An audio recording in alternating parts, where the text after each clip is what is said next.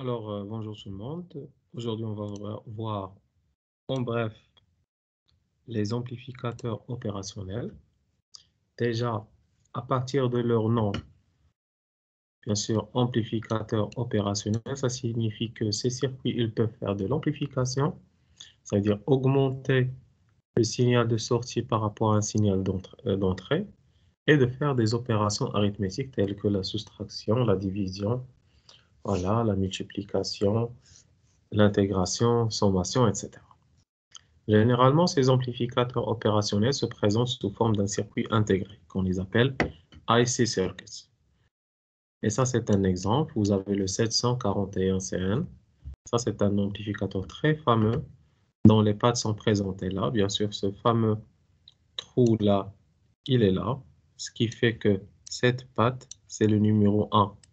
D'accord? Là, c'est le 2, le 3 et le 4. Et ainsi de suite. Bien sûr, les amplificateurs opérationnels, ils ont une entrée qu'on appelle inverting, une entrée non inverting, ça veut dire inversée et non inversée. Bien sûr, vous avez l'alimentation, c'est plus VCC et moins VCC, et vous avez ici la sortie. Très bien.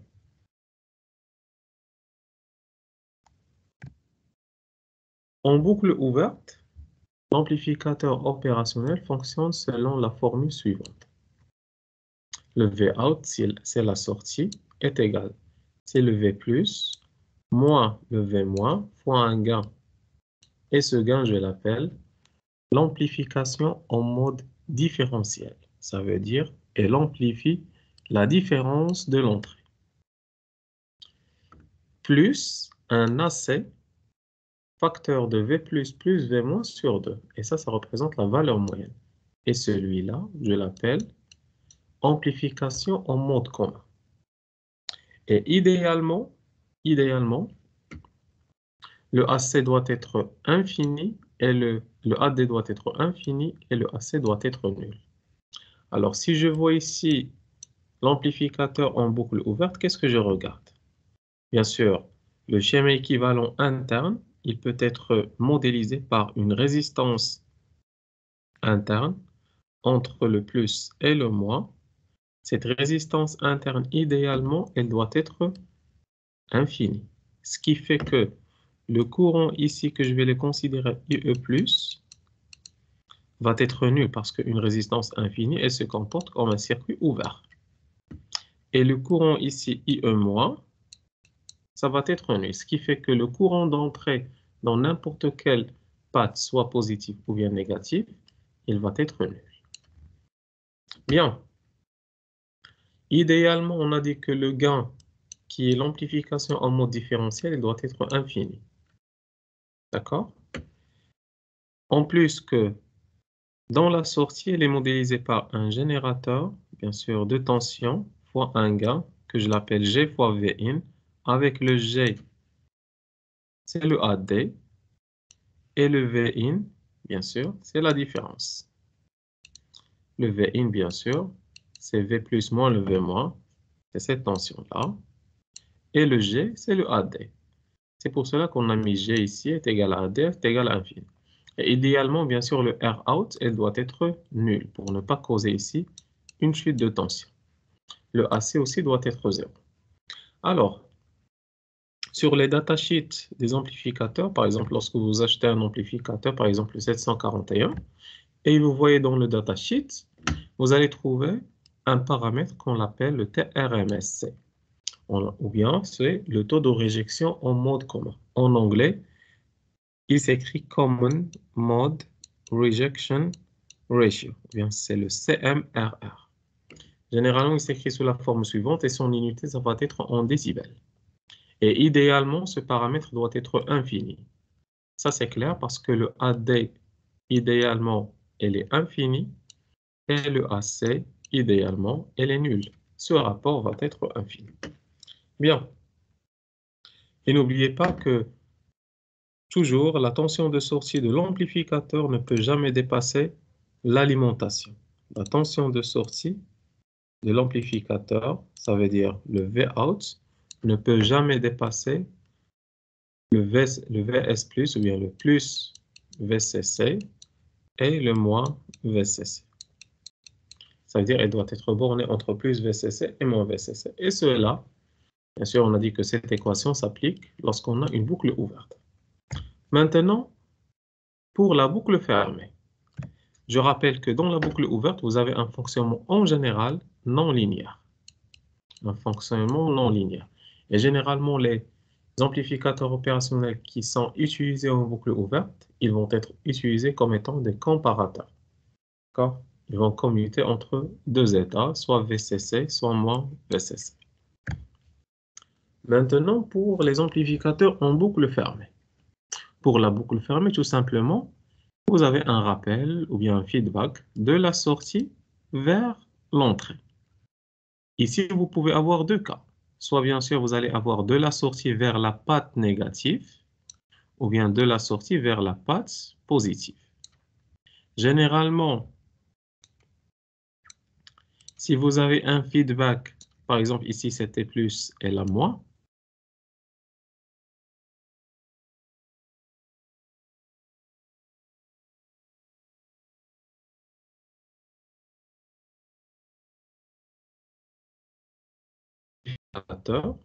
il est instable.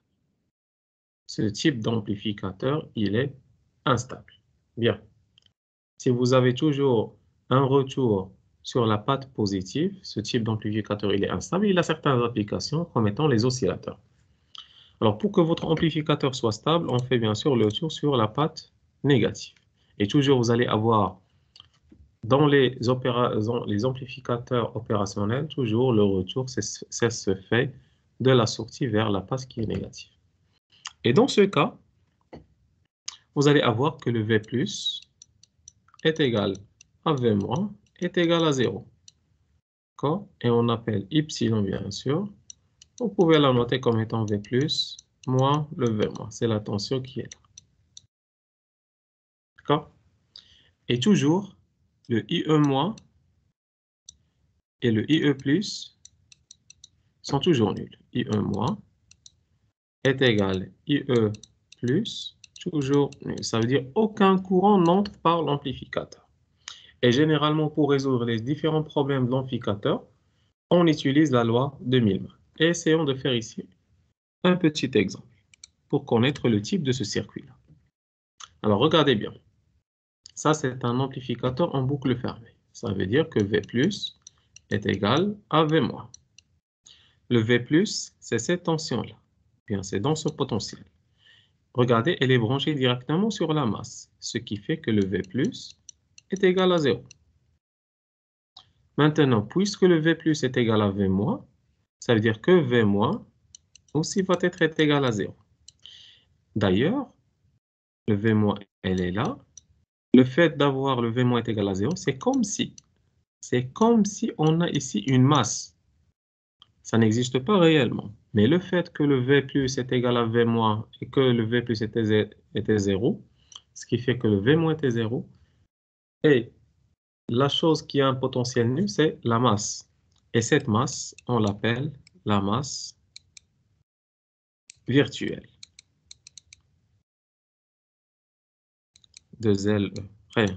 C'est la masse virtuelle. Elle n'existe pas réellement, mais théoriquement, c'est comme s'il y a une masse. Bien. Rappelez bien que ici, il n'y a pas de courant qui entre. Pas de courant qui entre. Ce qui fait que le courant I qui va entrer par le V-in, il va continuer son chemin ici.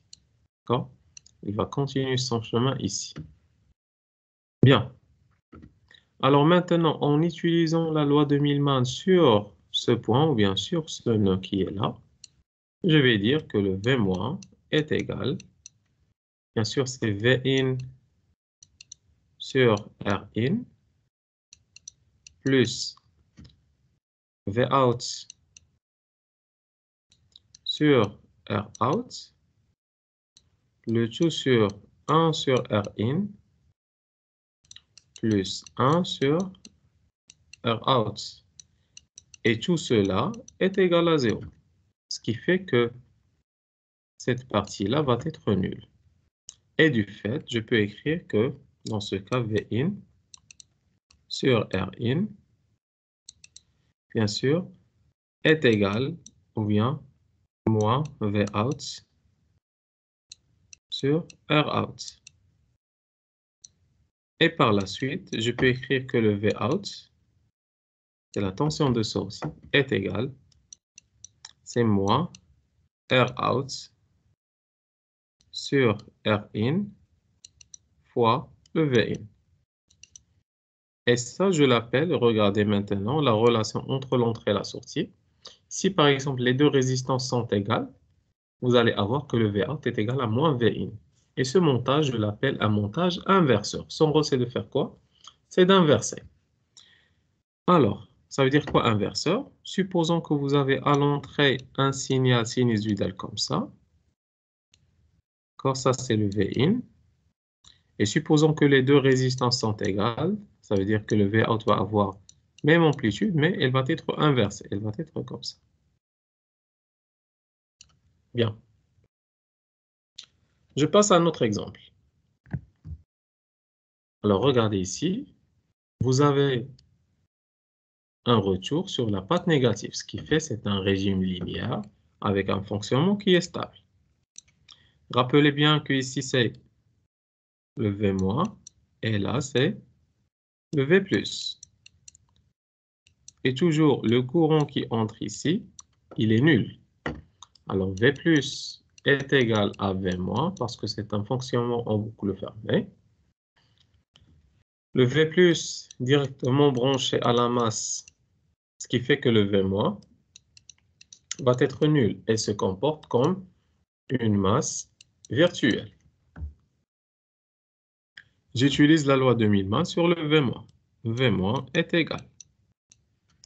Regardez, V- est égal, c'est V1 sur R plus, alors c'est V1 sur R plus V2 sur R plus V3 sur R.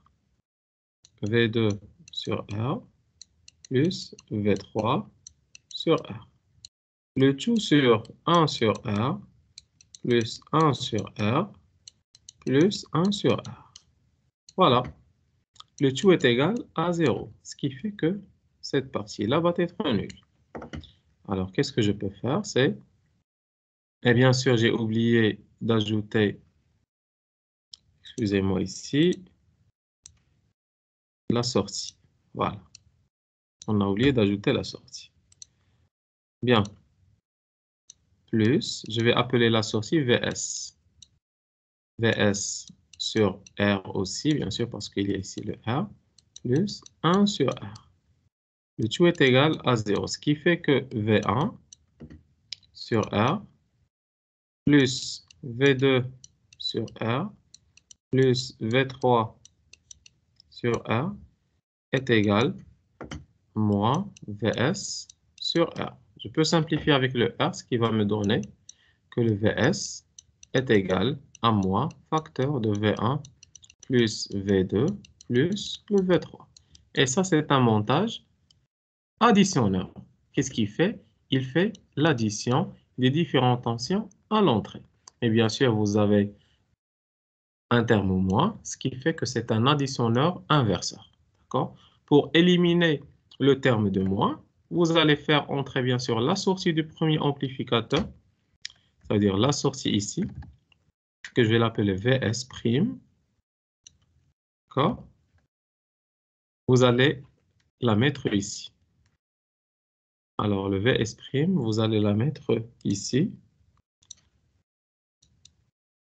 Et à la sortie, vous allez avoir que le Vout, dans ce cas, alors si on pose ici, c'est le VS', le Vout va être est égal, c'est V1 plus V2 plus le V3.